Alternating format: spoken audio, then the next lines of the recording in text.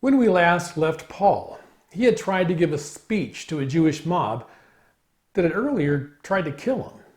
Well, that didn't go well, as the mob again shouted for his death. And Lysias, the Roman commander, was losing his patience. He figured that Paul had to have committed some horrible violation to get all these people so violently angry, but for the life of him, he couldn't figure out what it is that Paul had done. So, Lysias decided to have Paul flogged so that Paul might confess his crime. But Paul used that moment to reveal that he was a Roman citizen. Well, that changed everything, because a Roman citizen could not be legally flogged in such a way. And that plan was called off, and Lysias still didn't know what in the world to charge Paul with. So the next day, he decided to try a different tact. He would take Paul to the Sanhedrin, the Jewish ruling body.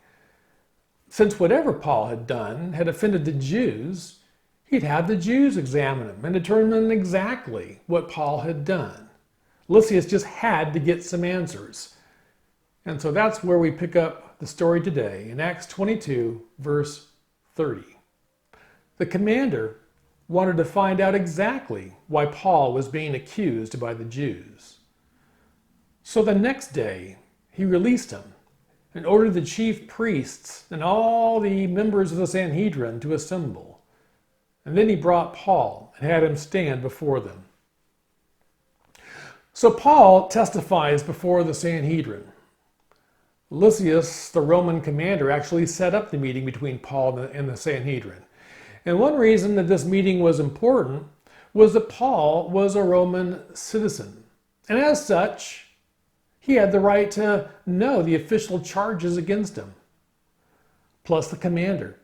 He had to be able to find something to charge Paul with for his own records and to share with his superiors.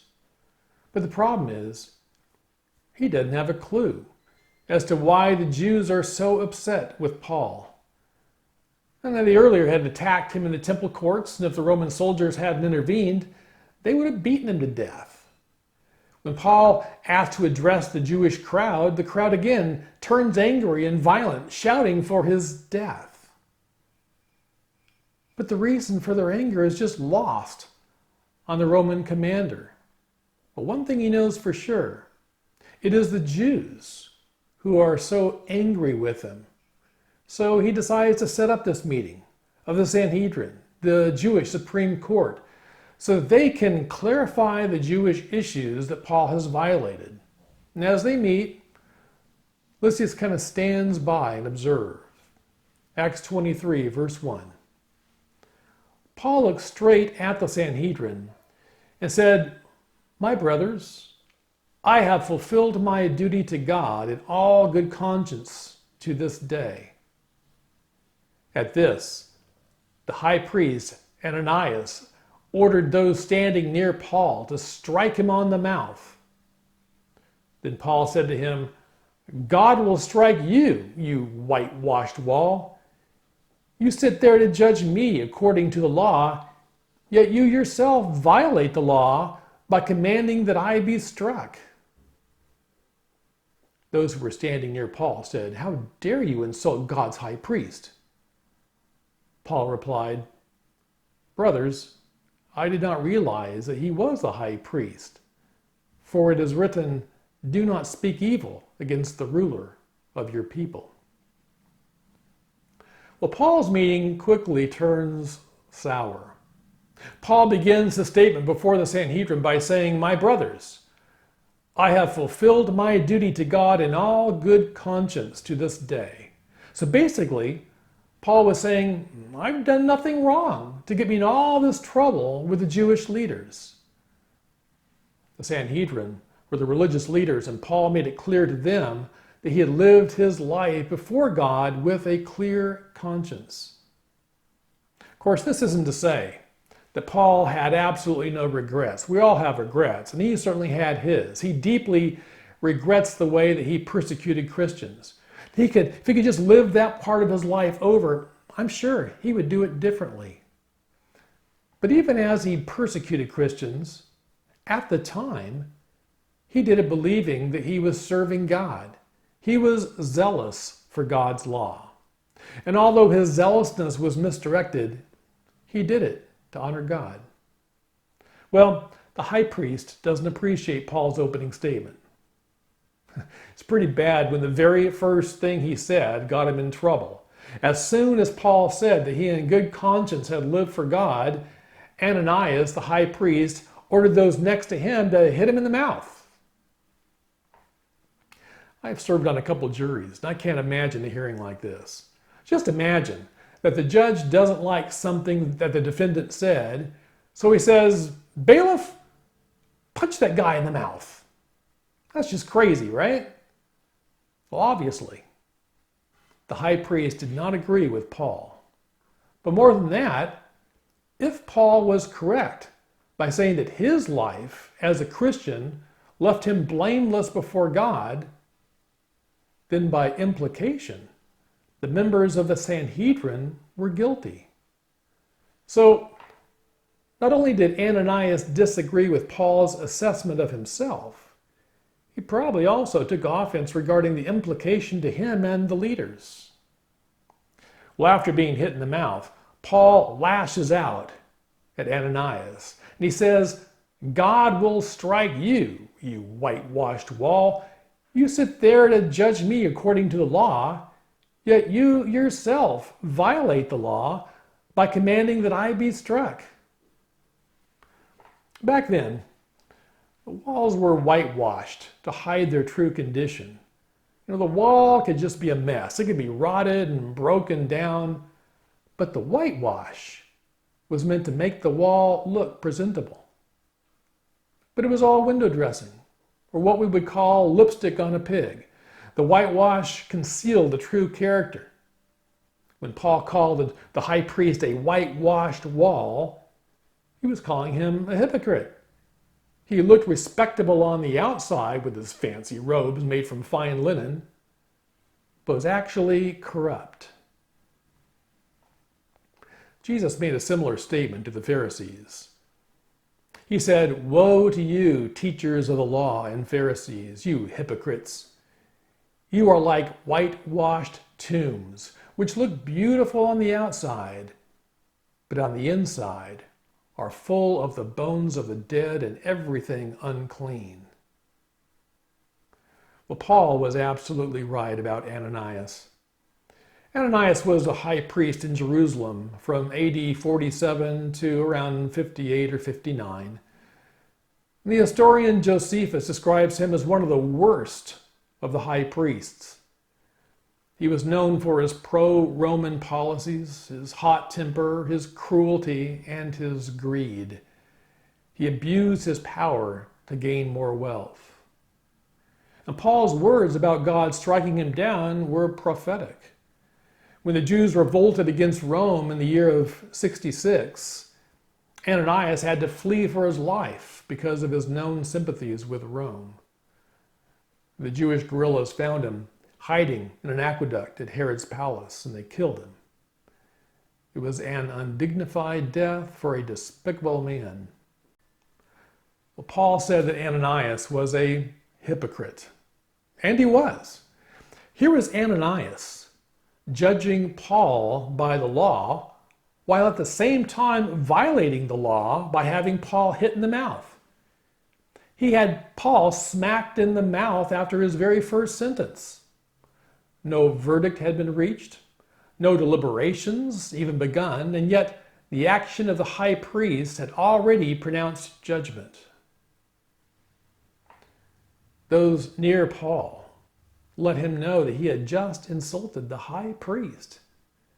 Then Paul said something kind of interesting. He said, "I didn't realize it was the high priest." So how is it that Paul, a Jew, didn't recognize the high priest? There are a few possibilities. The first reason is that Ananias didn't act like a high priest. Ananias behaved badly and illegally towards Paul. You'd think that someone in the office of a high priest would act more like a high priest. A second possibility is that this was not a formal meeting of the Sanhedrin, so the council didn't have their official fancy meeting clothes on. Since the high priest may not have been wearing his high priest robe, perhaps Paul didn't realize who had given the order. Most likely, Paul simply did not know who the high priest was, or even that he was in the room at the time. Because Paul had been in Jerusalem only sporadically for the last 20 years, he may not have ever even seen Ananias, maybe only knowing him by his name, or more likely by his reputation. We pick it up in verse 6. Then Paul, knowing that some of them were Sadducees and the others Pharisees, called out in the Sanhedrin, "My brothers, I am a Pharisee descended from Pharisees. I stand on trial because of the hope of the resurrection of the dead." When he said this, a dispute broke out between the Pharisees and the Sadducees, and the assembly was divided. The Sadducees say that there is no resurrection and that there are neither angels nor spirits, but the Pharisees believe all these things. There was a great uproar, and some of the teachers of the law who were Pharisees stood up and argued vigorously. "We find nothing wrong with this man," they said. "What if a spirit or an angel had spoken to him?" The dispute became so violent that the commander was afraid Paul would be torn to pieces by them. He ordered the troops to go down and take him away from them by force and bring him into the barracks. So here Paul divides and conquers. Paul brought up the issue of the resurrection. Now, Paul was a Pharisee, and Pharisees believed in the resurrection of the dead. The Sanhedrin consisted of some Pharisees and some Sadducees. The Sadducees did not believe in the resurrection. So Paul said that he was a Pharisee who finds himself on trial because he believes in the resurrection of the dead. And Paul was right. He really was on trial because of his belief in the resurrection, particularly the resurrection of Jesus Christ. So the Sanhedrin got into a heated argument about the resurrection. And Luke makes the point that the Sadducees don't believe in the resurrection or even angels or spirits. Well, the Sadducees do believe in the first 5 books of the Old Testament, and angels are mentioned there. But they didn't believe in angels or spirits in the same way that the Pharisees did. Pharisees believed that a person's spirit survived until the resurrection. And many Jews at the time believed that people became like angels after their death before they were resurrected. So the Pharisees could see the possibility that when Paul met Christ on the road to Damascus, Paul actually saw a spirit or maybe an angel. Most would not go so far as to say it was the risen Lord. Well, the Sadducees wouldn't accept any of this. So the Pharisees and the Sadducees started going after each other. And then Paul gets protected by the Romans. Lysias had been standing by and watching the proceedings. He must have wondered what in the world was going on. He just wanted to figure out what Jewish law Paul may have violated. But that plan's out the window. The group has suddenly turned against each other. They become so enraged that Lysias thinks to himself, "I got to get Paul out of here. If we stay here, they may tear him to pieces." Well, Lysias couldn't have that. It would look very bad for a Roman citizen to be torn to pieces by an angry Jewish mob under his watch. So he has some of his troops take Paul away by force. And the fact they had to do it by force suggests that the Sanhedrin didn't want him to be taken. They may have wanted to carry out their own brand of justice on him. But the Sanhedrin was no match for the Roman troops. It's rather ironic that Paul gets rescued yet again by the Romans. He is safer with the Romans than he is with his own people. So Paul is taken back to the fortress of Antonia for his own protection. And as we've seen, the fortress is adjacent to the temple grounds. Picking up in verse 11. The following night, the Lord stood near Paul and said, "Take courage. As you have testified about me in Jerusalem, so you must also testify in Rome." So here in the end, Paul gets encouragement from the Lord. The Lord came to Paul with a message that he will indeed get to preach in Rome. This turmoil in Jerusalem will not be the end for Paul. He will continue his mission. There were several times in Paul's life that he received encouragement from the Lord just when he needed it most. A few years after Paul's conversion, when Paul's life was in danger in Jerusalem, Jesus appeared to him in the temple and told him what to do. And when Paul was discouraged in Corinth and contemplated going somewhere else, Jesus appeared to him and encouraged him to stay. And now, when Paul was certainly at a low ebb in his ministry, Jesus appeared once again to encourage and to instruct him. And Paul would later on receive even more encouragement, once during a storm and then later on during his trial in Rome. When Jesus gave his Great Commission, he did so with a promise. Jesus said, "Surely I am with you always to the very end of the age." I am with you always. So from time to time, the Lord just showed up to say, "I'm still here. I haven't left you. I have not abandoned you. I will never leave you." Well, that was certainly encouragement for Paul, but it's also encouragement for us as well. As we live for Christ in a secular world, we will sometimes face discouragement. We'll sometimes face ridicule. I recall the mockery that Mike Lindell, the CEO of MyPillow, faced when he spoke to the press at the White House about the company's plan to retool their company in order to make face masks for protection from the virus. You'd think that'd be a really good thing, but he was mocked for daring to share his faith from behind the lectern, for encouraging Americans to turn to God in this time of crisis. Once he did that, the snarky, hateful comments started spewing from the media. Never mind that he said his company could produce 50,000 masks a day. He's a Christian, and that can't be tolerated.